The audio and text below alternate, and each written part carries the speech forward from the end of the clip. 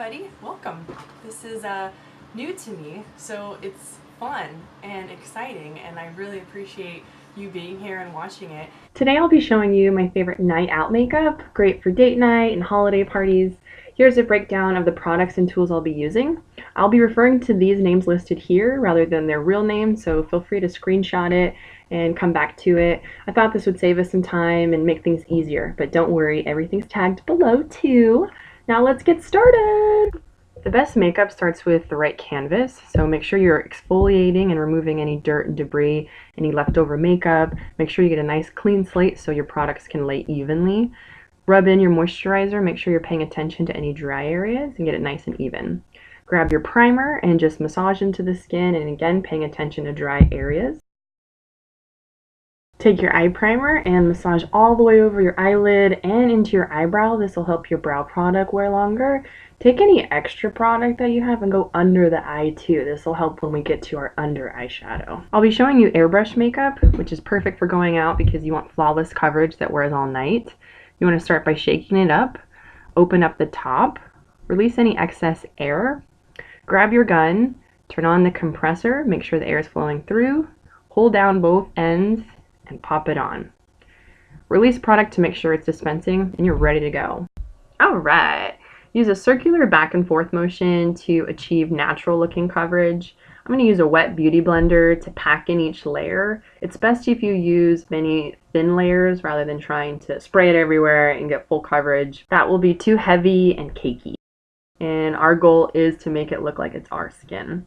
We're using an airbrush shield to just protect our nose area or that of our clients. And again, really packing in each layer. I can't stress that enough to just keep on packing. I want to first have a base layer where everything looks nice and even for the most part. And then I'm going to go back in and perfect areas that need a little bit more attention. Really utilizing the airbrush shield here. I want to be as efficient as possible, so that means not going back and removing product where I didn't want it. When it comes to the nose, it's a little tricky because you have the bridge of the nose that's straight on, and you have the sides of the nose. So whatever area of the face you're working on, make sure that plane of the face is perpendicular to the position you're holding the airbrush gun. Very, very important. Keep on packing. Make sure each layer is getting compressed into the skin. This is how we get that nice glow from within. Protecting the hairline, I'm transitioning now to the forehead area and making sure each layer is nice and thin. I want to also give coverage to the brow bone or the highlight area. We're going to revisit the eyes later, but I want to make sure it's ready to go by then. Continuing on the forehead.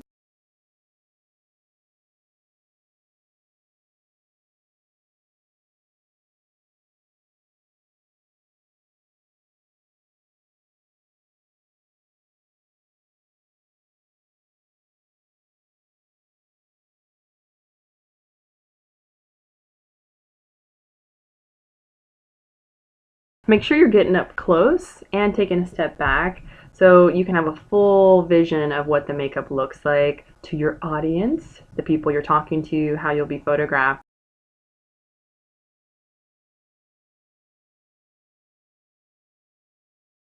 Now make sure you give coverage to the ears. This is something that we tend to neglect as makeup artists, and I've seen it, we've all seen it. So if you have this nice flawless complexion, make sure your ears match. Once you're all even, go back and take a look and see if there's any other areas that need perfecting. This is your last chance to do so, but remember, a good artist knows when to stop, so do not overdo it. Take your powder and work in a stippling motion. So I'm packing the powder into the skin. This is strategic. Again, I'm trying to create thin layers. I want to lock in my foundation. I want to make sure my foundation wears all night. And I want to avoid that shine that can come later because we have healthy skin, we produce sebum. Then you're going to bronze the neck. I just want to make sure everything's nice and even.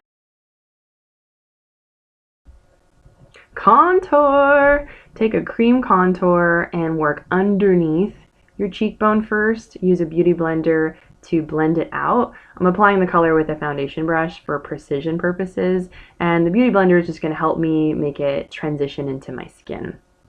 I want to work under the bone, so to start off you might want to do this just with your eyes closed, feeling your bone structure. There's a hollow underneath your cheekbone. That's where you want to apply your contour. You want the color to transition up. You don't want it to be a streak. It should be undetectable. Keep layering it up, just like with the airbrush. We went with thin layers. The same concept applies to your contour for the most believable cheekbones possible. Now take the foundation brush and work under that bottom lip area. You're trying to create a pout. Also work on top, above the lip. Now careful not to do too much. You feel a little funky. Blend it out. Have some faith in the process, so know when you blend it's going to look much softer. But we're trying to create the illusion here of a fuller pout. Lipstick is going to cover the lips later, obviously, so just think about bone structure at this point. Go down the sides of the nose. I'm trying to make my nose look a little bit smaller. So it's basic color theory. Where a darker color is, it's going to recede. And where there's a lighter color, it's going to heighten. It's going to bring forward. So I want the bridge of my nose to look like it's shooting up to the sky. And I want the sides of my nose to concave. Same with the cheekbones, lip area. So we're just playing up what our genetics have given us naturally. After you're pretty happy with the amount of contour you've given yourself, you don't want to go too much, but you definitely want a 2 to 3 shade difference between your base color and where your contour goes. Then you're going to move on to the highest part of your brow arch. Now this is going to be pushed back because we want our cheekbones to look higher. So wherever you put your contour, that's going to, again, make it recede. So whatever's next to it, it's going to inherently push it forward. It's just a shadow. That's what a shadow does. Use your beauty blender to keep working that product in. You don't want to see it too much. You want the idea of it there. It's hard to explain. It really comes from experience. You want to develop a trained eye for it. But just a couple shades darker than your foundation is what you're going for. Also go along the jawline. Go ahead and layer again on top of those cheekbones. I like a good contour. I love when my cheekbones look more enhanced, so I tend to go a little bit more for that. Really customize it to your own level of preference, though, of course, like everything we do. Then you're going to take your powder bronzer now, and this is with the chisel bronzer brush. I'm just laying on top of my cream bronzer. Sorry, mirror. Hello. You're going to take your bronzer brush and just apply that powder right on top. What this is doing is locking in that color. You're going to make it wear longer because you're basically setting your cream bronzer with the powder bronzer. So just like you set your foundation with the powder, you're doing the same thing with your contour. So overlay those areas where you put your cream bronzer. You'll notice my lips are looking fuller now. For the untrained eye, it looks a little crazy, but I have faith, and just have faith of where you're going with it. So makeup is one of those things, it just looks a little crazy until you're done, but it is a process, so have faith in it and practice. You'll notice these things start to evolve. It's actually pretty fun. Then go along the hairline again, still blending out. I'm using back and forth motions to make sure it looks nice and believable, nice and airbrush looking. If you notice, I'm doing some weird things with my face.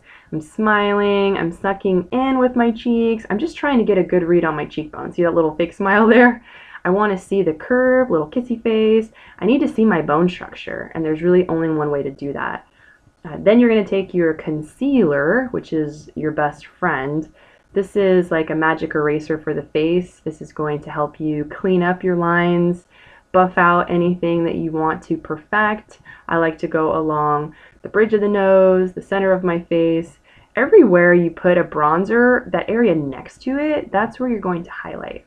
So the highest parts of the eyebrow arch, this is going to help the eyebrows look more enhanced, right above the lip area, and the nose. I'm using a small beauty blender now just to buff that in. We don't want any product to sit on top of the skin. We want it to be really believable, and that comes again from thin layers. I cannot say it enough. Just go back and chisel if you need it. This is just your last chance to blend those layers together. There's a lot of different techniques when it comes to highlighting contour. I just find this technique to be the easiest, the most efficient. I work with a lot of bridal clients, and we don't have a whole lot of time on the wedding day to give that perfect, flawless look. So this is a technique I've developed over time with my clients. I'm now taking my highlighter and I'm applying it on the tops of my cheekbones towards the back of my face, towards my hairline. If you notice, I'm squishing my brush in half. It makes it much thinner, and I want to highlight the bridge of my nose. I also want to highlight the upper lip area. Anywhere I put the concealer, it's partnered with that highlighter. So a highlighter on top of an area where you conceal gives you a super highlight, and we love that. That same wet beauty blender, I'm now using the bottom of it because that's the area that's clean, if you notice, just to really compress those layers. Even though this is nighttime makeup, we still want it to be believable and natural, and a great technique to do so is to make sure everything looks balanced. So I actually like to put on my lips before I do my eyes, and this helps me just, again, make sure everything's nice and symmetric. I apply a pale pink lipstick first to nude out any color that I have from my own natural lip color, and then go back in with a more mauve-y brown tone. This is just my way of playing at the cat eyes. You can certainly play around with that based on your own tonality and coloration. I style the brows before I style the eyeshadow because I want to know how much space I have to work with. So the best way to do this is to start by defining the brow area. Give yourself a frowny face. This is going to push your brows forward, and it allows you to see a straighter line. Imagine from the start point of your brow, closest to the nose, to the highest part of that, the arch. That should be a nice straight line, and you have to be able to see that. So that frowny face helps you see it better and connect those lines. If you notice, I'm working with short strokes. I'm trying to mimic hair. So that doesn't come from one strong, harsh line. That's not believable. It comes from short, mini strokes and building up the color. It's this reoccurring theme that's happening with this makeup. Develop gradually rather than that instant payoff, which really isn't flattering to anyone.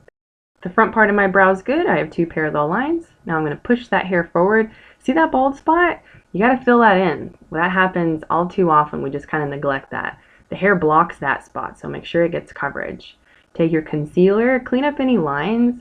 That's why you don't want to worry as you're working if it's perfect, because the concealer is our eraser. Push the hairs up, push them forward. Give yourself that awkward, angry, frowny face. Just see your lines better and connect the highest part of your arch to the beginning of your brow. Push the hairs up, push it to the side. Just make sure you're seeing all of the brow. We want to think like a photographer. So if there was, this HD camera in your face, is it going to detect makeup or a bald spot? So we just want to be mindful of that. For this side, I wanted to show you what it would look like if I did the top first and then the bottom. There's a million ways to do a brow. It really depends on how you like to do it. Now I'm working with the bottom. The difference here is I want to go where I see sparsity first. And for me, that's right in my arch and right in the beginning. You see that? So my goal here is just to create two parallel lines, tapering up to my arch, and then tapering again to my tail. So again, it's not about a harsh line from beginning to end. You want to be strategic. This is how your brows are believable and they look the most natural. I'm just trying to mimic short brush strokes. Again, with the concealer brush, just highlight, clean up, erase. I'm now using a blonde tinted brow gel. I just like the way this looks. This is not necessary. You can also use clear. You don't have to change the tonality of your brow. I have a little bit of balayage in my hair, a little blonde little thing going on, but I'm naturally brunette. So I just like to add a little bit of highlight. See, I'm getting excited there because I just like the way it looks. This is totally a personal preference. Then I'm going to take my finger and just tap out that eye area because we put on eye primer earlier, and I just want to make sure there's no creases because however that primer looks before you deposit color is exactly how it's going to look when you deposit color. Put the chin up, tilt the head back, and you're going to work into the crease area. This is exciting. This is when we start to develop the eye shape. I'm tilting my chin up and keeping my eyes down. I have a mirror below me because this is the best way to see the true honest shape of the eye. I'm not picking up a whole lot of color on my eyeshadow brush. This is the eye contour brush. I'm just barely grazing it. I just want a little bit of color. Again, okay, I sound like a broken record, but I want to develop layer by layer gradually. And if I deposit too much, where's that color gonna go? I don't want to start over, so I'd rather develop each layer. So back and forth motions. If you notice the bristles of my brush, they're not really bent too much. It's because I have really light pressure. And again, this is because I just want soft application for my first pass, my first go at it. So I'm starting in a downward motion. I'm starting right in the crease area, that fold in the eye. This is unique to everyone, so be mindful of your own bone structure if you haven't heard me say it enough. So start in the crease and bring it down, starting to get excited. I can see my eyes, and bring that color down and back. Now I'm looking at the arch of my brow. This is why we do the brows first, is because I'm going parallel with the arch of my brow. If you have less of a brow arch, you wouldn't want a super aggressive curve because it's not going to look natural. You know, you can have a really smoky cat eye and it be still flawless and effortless, and that comes from it just matching your own eye shape. This crease we're creating here, this is just layer 1. This is going to be my backdrop. I'm now going to go in with my definition color. If you look at the brown palette I have listed, this is that deeper color, and this is going to give me my definition along my lash line. I'm going to just smudge it out. I'm going to keep it up into the crease and bring it down below. I'm mainly working on the outer half of the eye, but you can take it all the way inside to the inner tear duct. Again, totally just your own personal preference. Me, I want it to fade. I don't want it to be too intense. Build that color up again. If you notice, my stroke is from the lash line upward, similar to how we did the chisel and the bronzer. A lot of these techniques are applied all over the face because they're effective and they work. So already you can start to see the eye shape develop. It's working because I'm going with my own bone structure. I'm not trying to create a different look. These are my eyes. I'll always have these eyes. So we need to embrace our own features. Great makeup comes from great symmetry. So imagine there is a line connecting your lower lash line all the way to the back of your head, to your hairline. Follow that line to your desired length, and that's how you get the angle of your cat eye. Bring it toward the center of your nose, and you've just started that arch. We're going to start the same thing on the other eye. So if you notice, I'm pulling the color up. I want that color to graduate. I don't want it to be a flat color. I'm really trying to create dimension everywhere. That's how you get that nice graduation of color. So I'm not, if you notice, I haven't picked up any new color. That's that same amount of product I picked up. It's just getting spread out. A lot of that has to do with the color quality. I'm big on having quality products and letting the tools do the work for you. Check it out in the mirror, make sure you can see everything, and keep building up that color. Follow the lash line. Eventually later we'll go in with a gel eyeliner, but I'm trying to first smoke up that lash line because again, it's all about graduation. So if I have a nice sharp line on top of just bare skin, it's going to be a huge contrast. But this smoky cat eye tonight that we're going out with, we wanted to graduate because it's believable, it's smoky, it's fun, has graduation. That's what we're going for. You can use your fingers to blend it out, whatever works for you. Some people like to use Q-tips. I really favor my fingers because there's heat there. So that heat from your fingertip is going to move that product around in a really sultry way. And this look to me is very sultry, very sexy, and we want that. So again, find that angle. Your lower lash line is just connecting all the way to your hairline. We have that grid line there. Follow that, and then where you want it to stop, bring it back towards the center of your face. That's how you get the cat eye. There's a million ways to do a cat eye. Some people like to use just a sharp wing liner. I'd rather create that with my eyeshadow. I'm now taking the purple palette and I'm going in with that white frosty color, and I'm going inside to the inner corner. This is because I really want to play up the cat eye theme. So if I have a frosted inner corner, what's a highlight going to do? It's make it appear bigger, and a darker color is going to recede. So this design is helping me look like I have more of an almond shaped eye. Now I'm going over it again with the glitter I listed in the beginning of this video. This is just going to amplify the idea of a frosty inner lid. This is totally, again, personal preference. I like a good frost on my lid. I actually like to take it up even higher above my natural fold because I want my eyes to look as big as possible. Customize this to your own bone structure. Then you're going to take a gel eyeliner with the gel eyeliner brush and pat the inside of your wet line or your tear duct area, your water line, whatever you want to call it.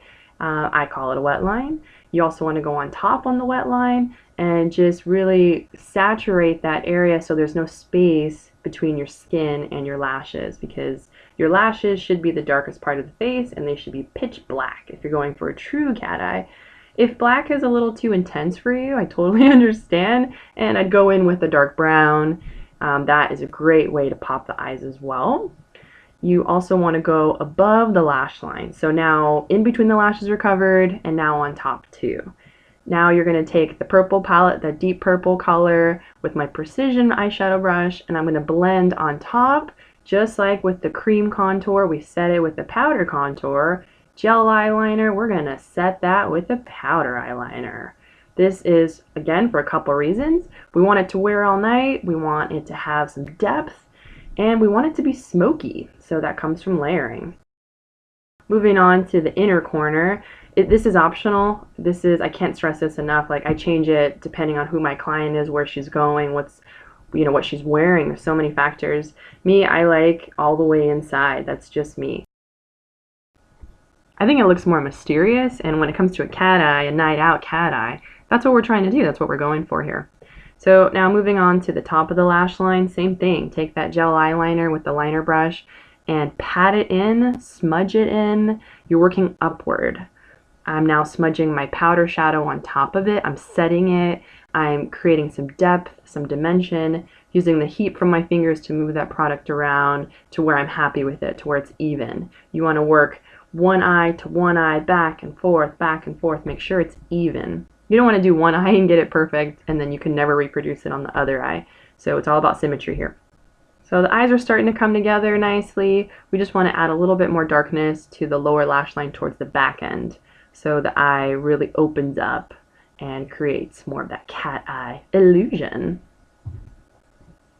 Take your lash glue, drop it down, a dot for the flares, a semi-strip for the strips we've cut in half, we'll get to that, and just take a flare lash, dip it right into that lash glue. Or imagine this is a lash line here. See how easily it just sticks to my hand?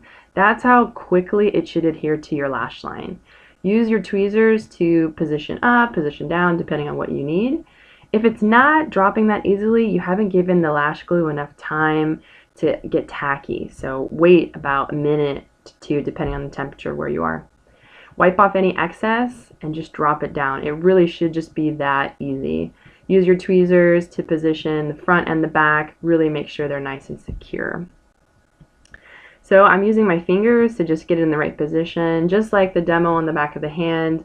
Push in the front and the back of it. Really the worst thing you could do with your lash line is have it peel up, mid-dance on the dance floor. So the best way to avoid that is just to ensure you've got both ends really cinched in there nicely.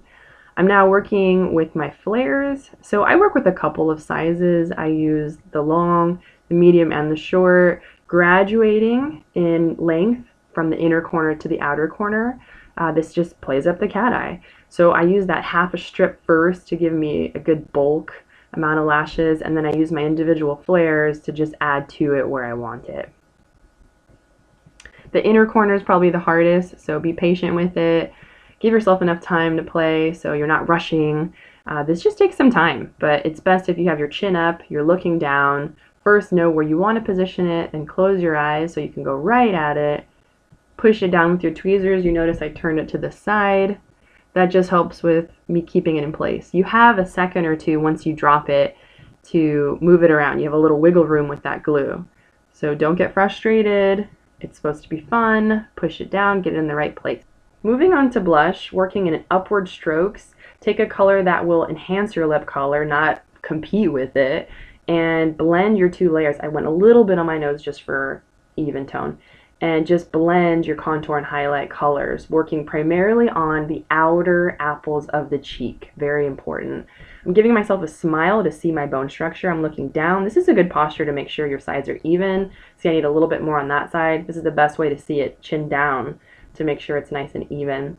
I'm now taking a concealer brush with my concealer. Concealer goes last because I want it to be the brightest thing on my face, and whatever you put on last will be the loudest in terms of saturation.